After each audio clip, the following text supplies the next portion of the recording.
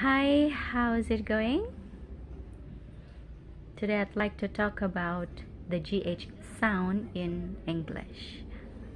Oke, langsung aja ya. The first sound of GH is ah.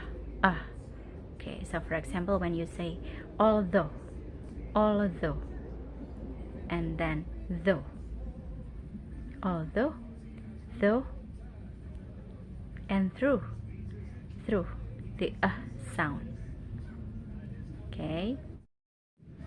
Next one is the F sound. Jadi dibunyikan seperti F. For example, laugh,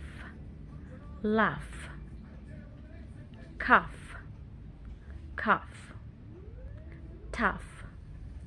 tough.